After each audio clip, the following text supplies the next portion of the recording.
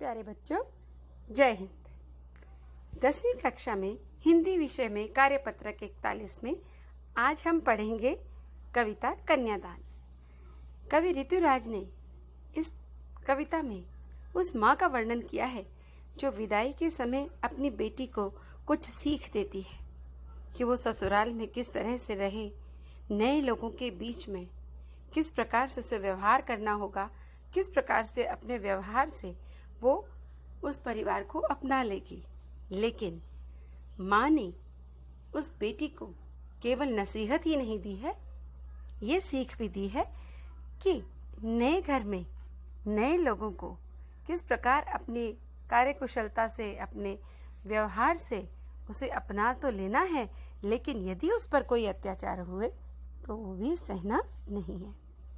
हम इसका एक भाग पढ़ चुके हैं जिसमें माँ ने बेटी को अपनी अंतिम पूंजी कहा था और अब माँ कहती है कि वो स्वयं की खूबसूरती पर रीझे नहीं। दुनिया में तुम्हें तुम्हारी खूबसूरती की प्रशंसा करके मूर्ख बनाने वाले और तुम्हारा लाभ उठाने वाले लोग बहुत मिल जाएंगे। इसलिए गहने, कपड़े, अपनी खूबसूरती, इसी के ऊपर अपने को केंद्रित मत रखना, क्योंकि इससे लोग तुम्हारा फायदा उठा सकते हैं। तो पढ़ते हैं कविता कन्यादान, द्वितीय भाग। माँ ने कहा, पानी में झांक कर अपने चेहरे पर मत रीझना। आग रोटियां सेकने के लिए है, जलने के लिए नहीं। वस्त्र और आभूषण शाब्दिक भ्रमों की तरह बंधन है स्त्री जीवन के। माँ ने कहा, लड़की हो ना, पर लड़की जैसी दिखाई मत देना। तो प्रस्तुत पंक्तियों में कवि कह रहा है कि माँ जो कि बेटी को अपनी अंतिम पूंजी समझती है, उसे अपनी बेटी के बारे में बहुत फिक्र है, क्योंकि उसकी बेटी बहुत भोली है, सरल है, अभी दुनिया के बारे में ज्यादा नहीं जानती, स्वार्थी लोगों के साथ उसका पाला नहीं पड़ा है। वो जीवन में केवल और केवल खुशियों का ही आगमन देखती है, दुखों को बांचना तो उसे आता ही नहीं। तो वो उस बच्ची को ये नसीहत दे रही है कि अपनी खूबसूरती पर रीझना मत। कोई तुम्हारे सौंदर्य की तारीफ करेगा तो उस तारीफ पर रीझना मत।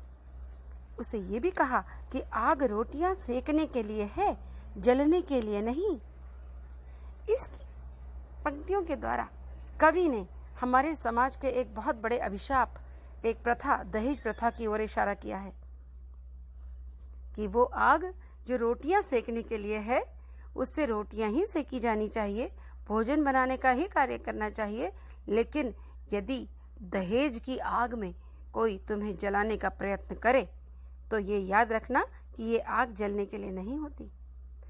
वस्त्र और आभूषण शाब्दिक भ्रमों की तरह, जिस तरह शब्द इस तरह के लोग बोलते हैं कि धोखा देते हैं लोगों को, तो जिस तरह शब्दों के द्वारा लोग धोखा देते हैं, वस्त्र और आभूषणों के बंधनों में भी तुम्हें लिपटाकर लोग रखना चाहेंगे और अपने स्वार्थ की पूर्ति करना चाहेंगे।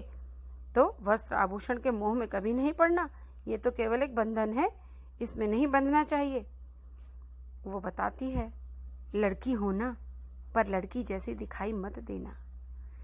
आज के समय की विडंबना ही ये है कि जो भोला और सरल होता है और भोला और सरल लोगों को दिखाई देता है, इस दुनिया में स्वार्थी और चालाक लोग उसी का सबसे ज्यादा फायदा उठाते हैं। इसीलिए माँ ने अपनी बेटी को कहा है कि तुम लड़की हो ना, यानी एक औरत में, एक लड़की में जो प्रेम, प्यार, स्नेह, करुणा, दया, ममता जैसे भाव होते हैं, जिनसे एक नारी नारी कहलाती है, वो सब तुम्हारे अंदर होने चाहिए। इसलिए लड़की तो हो ना, पर लड़की जैसी दिखाई मत देना। यानी इन सभी गुणों को लोग तुम्हारी दुर्बलता भी समझ सकते हैं, तो इस निर्बलता, इस दुर्बलता को लोगों के सामने मत लाना। लड़की होना, किंतु लड़की जैसी दिखाई मत देना। नारी सुलभ सभी गुण अपने अंदर बनाए रखना, लेकिन दूसरों को कभी फायदा मत उठाने देना। दूसरों के सामने खुद को कभी भी निर्बल और असहाय मत दिखाना। तो ऋतुराज जी ने इन पंक्तियों के द्वारा जो बताया है उसके मूल भाव में यही है कि माँ अपनी बेटी को, अपनी भोली भाली सरल बेटी को ससुराल भेजते समय कुछ ऐसी नसीहतें दे रही हैं जो समसामयिक है। पहले केवल माँ बाप अपने बच्चे को संस्कारों के साथ विदा करते थे और कहते थे कि जैसा भी हो तुम्हें उसी नए घर को अपनाकर रहना है, कुछ यदि कोई दुख भी हो तो वो सब सह लेने हैं। लेकिन आज के समय में जहाँ दहेज प्रथा और स्त्री के ऊपर अनेक प्रकार के जो अत्याचार होते हैं, घरेलू हिंसा भी होती है, इस सभी से बचने के लिए भी उसको हिदायत दे रही है, केवल इशारों में और संकेतों में समझा रही है, क्योंकि वह नहीं चाहती कि उसकी बेटी इन सब बातों को सोचकर, समझकर, सुनकर घबरा जाए। इसलिए वो केवल संकेतों के द्वारा बताती है कि आग रोटियां सेकने के लिए है, जलने के लिए नहीं, और वस्त्र और आभूषण शाब्दिक भ्रमों की तरह हैं। ये बंधन है स्त्री जीवन के, इन बंधनों में मत पड़ना और अपनी कमजोरी किसी के सामने जाहिर मत करना। तो बच्चों, आपको समझ में आ गया होगा ये इस पर आधारित इस पद्यांश के जो भी प्रश्न हैं इनके उत्तर इसी पद्यांश में हैं। आप उन सबको कीजिए कि माँ ने अपनी बेटी को क्या क्या सीख दी। दूसरा प्रश्न है कि आपके विचार में माँ ने ऐसा क्यों कहा कि लड़की होना पर लड़की जैसी दिखाई मत देना। और फिर अगला क्वेश्चन है कि आपकी दृष्टि में माँ ने बेटी को सचेत करना क्यों जरूरी समझा होगा। सोचकर लिखिए। बहुत चर्चा की है अभी हमने इस पर। पद्यांश के आधार पर भाव स्पष्ट कीजिए। आग रोटियां सेकने के लिए है, जलने के लिए नहीं। और पांचवा प्रश्न आपकी गतिविधि है, कल्पना कीजिए कि यदि आप लड़की की माँ होते तो विवाह के समय लड़की को आप क्या क्या सीख देते। तो बच्चों, आपको ये पद्यांश समझ में आ गया होगा।